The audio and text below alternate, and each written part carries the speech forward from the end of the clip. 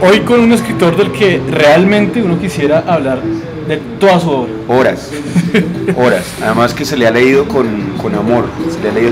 Vea que es un escritor que se lee con cariño. Sí. Sí, parece como vecino de uno, así como estamos ahora en conversaciones con nadie, residencial, doméstico. Entonces sí, se lee con muchísimo cariño. Sí. Yo quería referirme primero que todo al formato de este libro, que es el novelista ingenuo y el sentimental, el ensayo de Orhan Pamuk. Son seis conferencias, las famosas lectures Norton, ¿no? Las conferencias Norton que se hacen en la Universidad de Harvard. Sí. Cuando a mí me parece, mire, es más importante que a uno lo inviten a Harvard a dar esas conferencias que a veces ganarse el Nobel. Y Pamuk también se ganó el Nobel. Pero entonces, mire, allá estuvo Borges hablando de poesía, le publicaron su libro. Las 6 propuestas para el próximo milenio de Ítalo Calvino también pertenecen a este formato. Ellos reúnen a la comunidad universitaria, el escritor por lo general da 6 sesiones que a veces casi siempre tienen un común denominador, ¿no? O sea, tienen un tema, el mismo tema, pero Pamuk se desvía, ¿no? Él tiene, en este caso, en el caso de este libro, él trata varios sí, temas. Pues porque, son ¿cómo lo 6 conferencias, no, pues van entrelazadas, ¿no? Sí. O sea, nunca, pese a que cada una se enfoca en algo, nunca suelta la base de todo, que es justamente esa dupla de un novelista ingenuo, un novelista sentimental, que parte lógicamente de un ensayo de Schiller, que es esto. Sería bueno que habláramos un poco de eso, ¿no? Porque Pamuk lee el ensayo en su juventud, Friedrich Schiller, el autor de Guillermo Tell, entre otras muchas cosas, un autor romántico. ¿Solo de Guillermo? No solo de Guillermo Tell. Él escribe este ensayo que es el poeta ingenuo y el poeta sentimental, y él establece una diferencia. Sería bueno que explicáramos un poco las características que le da Schiller y cómo Pamuk las adapta a nuestra época, ¿no? Entonces, ¿cómo es la diferencia entre el poeta ingenuo y el poeta sentimental? ¿Cómo la ves? No, habría que, digamos, empezar porque es que no solo es el poeta, Pamuk empieza en el ensayo de Schiller. Ah, bueno. Sí. Pero para hablar del ensayo, metámonos de una vez en Pamuk. Listo. Sí, Pamuk dice que no se establecen diferencias muy grandes entre el lector de poesía y el escritor de poesía. Asimismo, el lector de novelas y el caso de novelas. Lo mismo, sí. Y en el caso de Schiller, él hizo la palabra alemana, que en ese sentido es sentimental, ¿no? Sí. Que sería impronunciable, porque nosotros para el alemán sí nacimos muy mulas. Sí, eso no, sí, el alemán como decía Borges, no se nos fue revelado el alemán, la lengua germana. Pero sí, no somos dignos del alemán. Pero sí, evidentemente establece lo del carácter sentimental, que no es el carácter sentimental que nosotros conocemos. Que justamente por eso no es un bolero, no se trata de un bolero. Es más la cuestión del afectado, digámoslo así. Yo lo veo así, ¿no? Una persona con afecciones. Entonces, el crédulo. El que sospecha de su obra, que sospecha de su trabajo. El sentimental es el incrédulo. El incrédulo. El crédulo es el ingenuo. El crédulo es el ingenuo. Sí. El que escribe casi como los surrealistas, ¿no? La escritura automática. O sea, en ese sentido podríamos pensar también en esas, no solo tener el crédulo, el incrédulo, sino el tipo que aborda su obra literaria, ya sea desde la lectura o desde la escritura, desde el talento puro, o en el otro caso desde el intelecto puro. Apegado a la naturaleza, como dice Schiller, según la cita de Pamuk, ¿no? Es un tipo que es más en estado bruto, o sea, sale de la tierra. Él lo comparaba, exactamente, usted tenía una comparación, una dupla, ¿no? Yo tenía también una dupla. Que ya traemos ahorita. Bien, perfecto, listo. Entonces, a partir de esto, él empieza a hablar de unos... Bueno, en cada una de las conferencias o ensayos, toda conferencia es un ensayo. También, sí. Él pone un ejemplo literario, pero hay uno que sostiene durante todo el libro, que es el de Ana Karenina leyendo en el tren. Exactamente. Y cómo Ana Karenina pelea, porque no se puede concentrar con el libro, con lo que está leyendo. Pero dice Pamuk que nunca se puede concentrar, pero Tolstoy nunca nos lo dice, es el lector quien lo ve. Claro, porque para Tolstoy era muy clave, y eso también se deduce ahí, cita Nabokov, es muy clave el paso del tiempo. Y él dice que Tolstoy es uno de esos pocos novelistas, con Joyce, ¿sí? Se me ocurre, que le permite a uno cotejar desde lo leído el paso del tiempo. O sea, uno ve cómo pasa el tiempo en la lectura misma del relato. Que ahí es cuando habla de las terminaciones nerviosas de Nabokov, ¿no? Sí, claro. O esas líneas de tiempo un poco aristotélicas que en última son la trama, ¿no? Sí, exactamente. Pero antes de entrar a eso, sí hay algo que hay que creo que es lo primero que hay que decir, o sea, de entrada, porque también de entrada nos lo dice Pamuk, ¿no?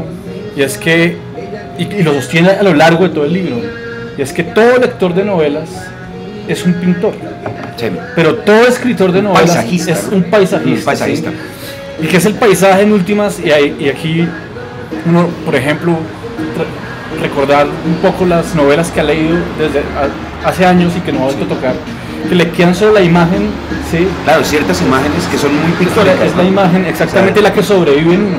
Yo no sé hasta qué punto la influencia también del cine, ¿sí? Porque uno es un lector... que él hace también una que Stendhal no vio cine, pero hubiera podido ser un gran director de cine, ¿no? Pero sí, uno está ya, digamos, influido por el cine. Entonces, por esa razón es que uno, sí, digamos, tiene también las imágenes tan claras o también elaboradas en la cabeza. Sin embargo, no creo que Pamuk se refiriera a eso. Realmente él se refería al color que se le da, a la atmósfera, sí, que se le da, sobre todo al inicio de las novelas. Sí. Él cita a rojo y negro. Y ¿no? el rojo, creo que lo pone, bueno, ahorita hablaremos de eso, porque él también habla de dos tipos de escritores, ¿no? El escritor completamente verbal, el escritor que pinta y el escritor visual. ¿Sí? Sí. Y en ese caso, por ejemplo, bueno, ya entramos en materia. Vamos al grano. A los granos. En ese caso, Stendhal, por ejemplo, en Rojo y Negro, sí, empieza a hacer una narración que parece sencillamente una descripción sobre un lugar, pero que después vamos a saber que eso tiene que ver, claro, con toda la atmósfera del sí, es, claro, carne viva. Hay un lugar, a diferencia de Émile Zola, que sí lo pone como alguien que describe una situación desde el punto de vista del lector y se olvida de los personajes. Sí, que es más propio del naturalismo, ¿no? Digamos, era una idea, una serie de arquetipos que tienen que mostrarse en la novela. Por eso la novela de Solá, o la novelística de Solá, no trascendió finalmente, aunque es muy buena, Germinal, bueno, Nana, pero está más el color. Yo no quiero utilizar una vulgaridad aquí, pero sí más lo afectivo o lo instintivo, digamos, en el narrador, que puede ver el paisaje porque está conectado con él. Sí, otra cosa para que entendamos lo de ingenuo y sentimental es el tipo de afectación o de afección que sufre el lector o el escritor, sí, a medida que avanza en la novela. Que también hay un lector, sí, un lector ingenuo y un lector sentimental. Claro. El lector reflexivo, que es el sentimental, que es el que, como decía Borges, ¿no? Es el que lee el Quijote y desde el principio está empezando a dudar. Sí, exactamente. Sí, en un lugar de la Mancha, pero ¿por qué no se quiere acordar? Exactamente. Sí. ¿Por qué en la Mancha? Uno le empieza a formular, sí, preguntas al texto. Exactamente. Y eso es lo que está buscando, que tiene que ver con la última conferencia, que es el centro de la novela. Sí, el centro de la novela. Que es lo que diferencia realmente, dice Pamuk, a la novelística de todos los demás géneros literarios. Sí.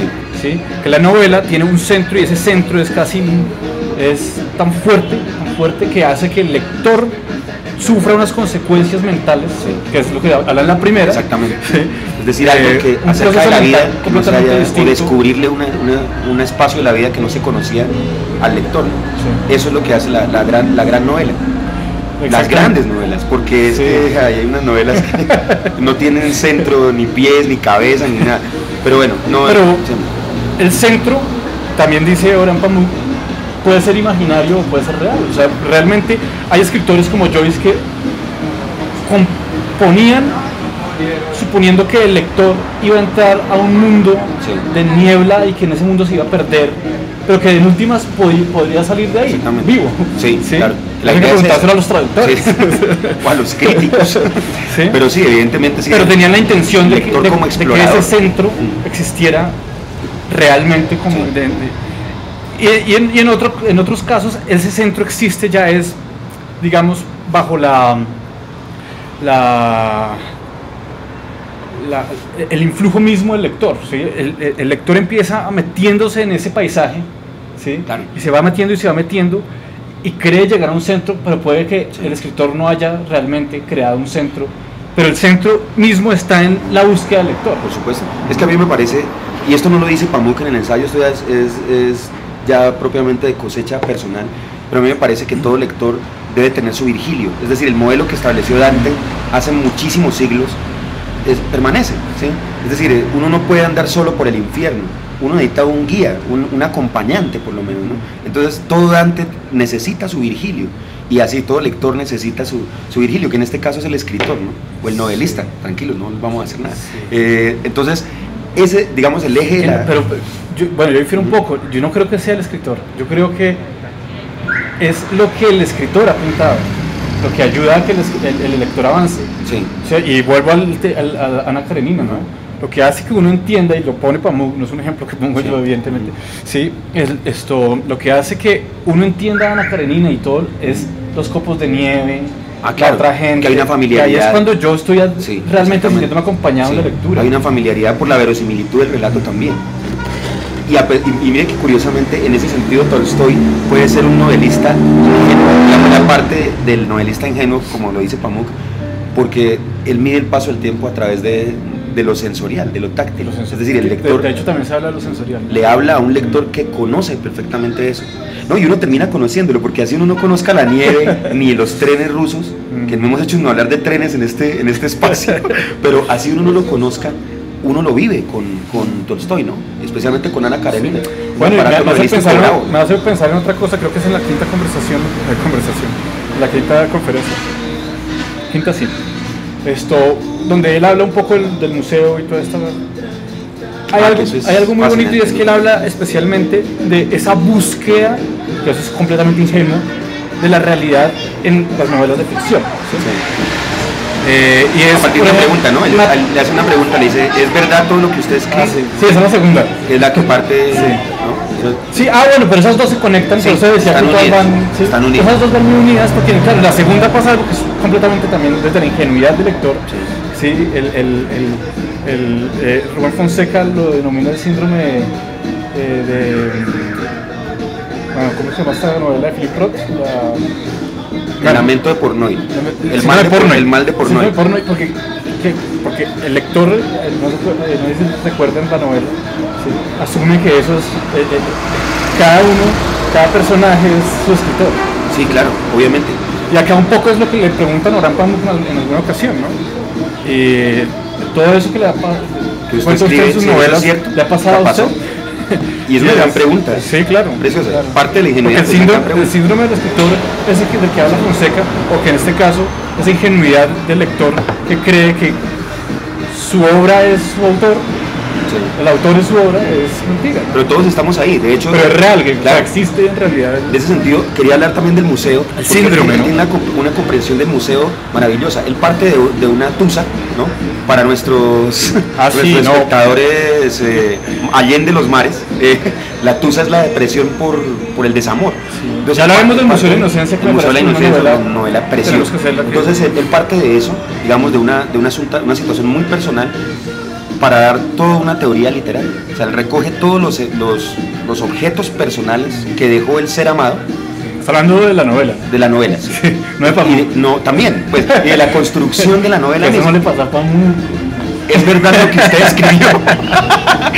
No, pero yo le creo. Pero sí dice Pamuk que lo que él hizo para construir el Museo de la Inocencia es, curiosamente, él está, porque ahí volvemos nuevamente a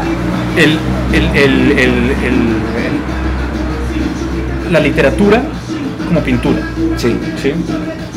Y este tipo, o como imagen, ¿sí? El tipo tenía una imagen para una novela. Él dice, hasta que yo no tengo la imagen desarrollada y clara en mi cabeza, yo no me siento a escribir, ¿sí? Y a veces puedo tardar años en encontrar esa imagen, ¿sí? Y justamente el tipo, para obligarse a encontrar la imagen total de su novela, porque la imagen total es lo que se llama el paisaje, ¿sí? Él empezó a comprar cosas en museos y a construir su propio museo. Eso sí es verdad, eso sí le pasó personal, ¿sí? Y alguna vez va a una tienda, a una cosa de ropa, y ve un vestido, y él dice, es el vestido de mi protagonista, claro. Y lo compra y se lo lleva a su impresionante, casa. ¿no? Eso es Inflovert. O sea, conseguirle las cositas al personaje. No, eso es impresionante. Hasta convertir toda su ciudad, Estambul, en un museo, porque Estambul es un museo. Sí, claro. Digamos, ya desde la comprensión propia de la novela y de lo que... Bueno, la lectura de la ciudad, ¿no? La ciudad museo. Entonces eso es impresionante, partir de lo más personal, ya convertir toda la ciudad en una novela posible, o en algo novelable, si es que ese adjetivo existe, ¿no? Entonces, Entonces, es una gran lección también para la construcción de la escritura, ¿no? La escritura de ficción, sobre todo. Una inmensa lección.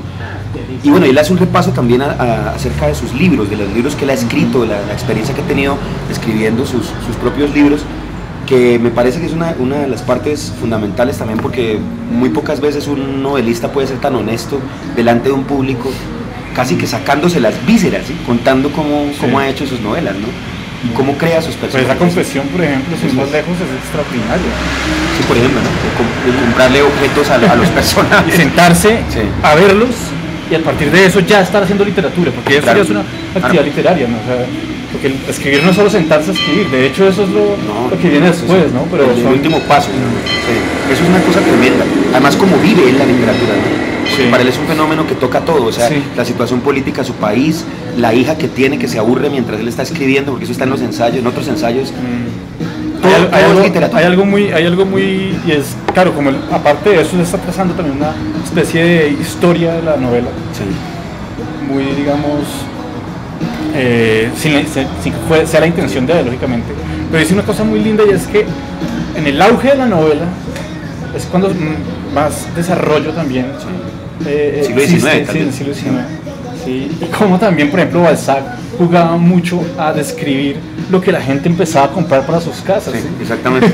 Las ciclas, los carros, materas. Sí, pero Balzac empieza a decir cómo eran los guantes de la señora, los tipos de adornos y objetos que tenía. Pero todo esto, ¿para qué? Dice Pamuk, para a partir de esos objetos adentrarnos también en las características personales del personaje, ¿sí? De cada personaje, no del escritor, del personaje. Del personaje. Para que también el lector pudiera estar cerca, que hubiera una familiaridad con los personajes. Ahora, este es un tipo de escritor muy extraño, ¿sí? Porque hoy el escritor es tuitero, o sea, hoy el escritor se dedica a Twitter. No hay tiempo, claro, en serio. Por favor. Sí. Ahora no hay tiempo ni para las descripciones, ni para detenerse, ni para pedir otro café que usted me va a gastar. No hay tiempo, ¿sí? No hay tiempo. Entonces es una gran lección de detenerse. A mí me parece que de las grandes lecciones que deja este libro es el detenerse, el mirar, ¿no? Porque un escritor que no mira está condenado, ¿sí? Sí. Y ahí es donde le pregunto por su dupla, porque usted decía que tenía un ejemplo de dos pintores. Sí, yo digamos, partiendo de la imagen que usted yo hablaría de alguien como Van Gogh y alguien como Cézanne, un tipo completamente cerebral como Cézanne. Sí. Sí, un tipo completamente carnal, digámoslo así, como Van Gogh. Como Van Gogh, o sea, además todo le fluía de una forma. Y para mí esos son, digamos, el mejor ejemplo desde lo pictórico para entender al ligero y al sentimental. Sí. Que dice esto Pamuk, ¿no? Ser un novelista, que ya más adelante lo sabré, todo novelista es un pintor. Sí. Es el arte de ser ingenuo y reflexivo al mismo tiempo, ¿no? Además durísimo, es un reto muy tremendo. De ser, para volverlo a poner en otras palabras, esto de ser o talento puro o intelecto puro. Sí. Pero las dos al mismo tiempo. Ese equilibrio es muy difícil y sin embargo yo creo que uno tendría que aspirar a eso como Piglia, ¿no? Ricardo Piglia es un ejemplo de eso. Mismo Borges también. Sí, claro que sí. Inclusive yo pensaba también en una dupla muy literaria que es una pelea vieja, pues digamos que la dupla que traje es una dupla ya trasnochada, ¿sí? Pero es Hemingway como escritor experimental, sesudo, entonces sería el escritor reflexivo, entonces sería el escritor sentimental. Y Faulkner, que era su contemporáneo y su mayor rival, sería el escritor ingenuo, ¿no? Que como él mismo lo decía, el mismo Faulkner nos decía, yo soy solo un campesino al que le gusta escribir, casi nada, ¿no? Dios, no, pues imagínese eso, ¿no? Pero entonces, tanto así que mire, su merced nos puede traer 2 tintos. Claro, muchas gracias. Recarga. Bien, sí, señor. La recarga de tintos. Claro, sí, señor. Me descargo, por favor. No, es que tanto así que Faulkner es el único premio Nobel que ha dado el discurso improvisado. Él no llevó nada leído. Él lo dice al natural. Sí, talento, pone la mano en el corazón y empieza. Entonces eso es un signo que a mí me hace entender a Faulkner como un producto de la tierra, ¿sí? O sea, es como un árbol más. Volviendo ¿sí? a Schiller, ¿no? Claro, exactamente. ¿Qué le queda a usted como escritor y como lector? Sí, pero antes un paréntesis, sí, señor, hágale. Algo que no quiero dejar por fuera, y es algo que él dice en toda actividad literaria recarga. Con la novela, ¿no? Pues que es el tema que atañe aquí en el libro. Y es que todo novelista y todo lector de novelas, especialmente el lector de novelas, ¿cómo vamos, hermano? ¿Cómo me le va? especialmente el lector de novelas, peca de vanidoso. ¿Sí? ¿Pero quién no? pero ¿por qué? Porque la novela lo obliga a eso. ¿Por qué? Porque solo el lector cuando lee, solo el lector cuando aborda una novela sabe a lo que se está enfrentando, y una novela cobra vida solo en el mundo de ese lector. En ese sentido, esa novela es un mundo que solo le pertenece al lector y a nadie más. En ese sentido, ahí sí, como decía Roberto Goyeneche, el tanguero, ¿no? El tanguero. El tanguero.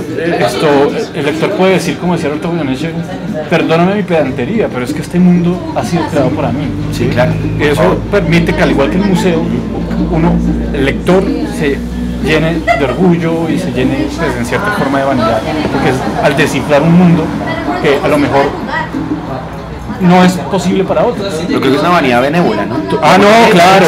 De hecho, sí, no de exhibición. No. Claro, yo pienso también en el sentido de Pues, darse moral. de hecho, la soledad claro, que también dice Pamuk. Yo me negué a la tradición leyendo literatura, y negarme a la tradición leyendo literatura era darme a la soledad. Por supuesto. Y esa soledad es la que está hinchida de orgullo. ¿Pero de orgullo de qué? De poder descifrar ese tipo de artefactos que a nadie le interesan, pero para uno son la victoria total cuando uno ha terminado de leer una novela. La vida, uno vive otra vida. Ahora, yo extracto una lección entre muchas que se pueden extractar de este libro, y es precisamente la tradición, ¿sí? Que es un problema al que uno tiene que enfrentarse, no solo como escritor, sino como lector también, ¿sí? Porque si uno va a leer solamente lo de uno, lo del país de uno, la aldea de uno es muy pobre, hermano, o sea, es muy miserable. Viera la tradición tan rica que tienen en Turquía, ¿sí? En poesía, incluso en novelística, en épica, ¿sí? La épica, y él desconoce todo eso para entrar a Occidente. O sea, los primeros maestros de él son los maestros occidentales. Yo creo que es un camino que uno tendría que hacer. La literatura francesa que la conoce. Uy, claro, por favor, al dedillo. Claro, al dedillo. Y para volver a su tradición. Usted ve esos epígrafes de las novelas de Pamuk, y son epígrafes de poetas turcos, ¿sí? De poetas otomanos. Entonces uno lo que ve ahí, hermano, es un amor hacia lo propio, pero porque ya se recorrió las tradiciones foráneas, ¿sí? Esa es una gran lección. A mí me parece que nosotros no hemos aprendido eso en la literatura colombiana, y nos va a costar muchísimos años más aprenderlo, ¿sí?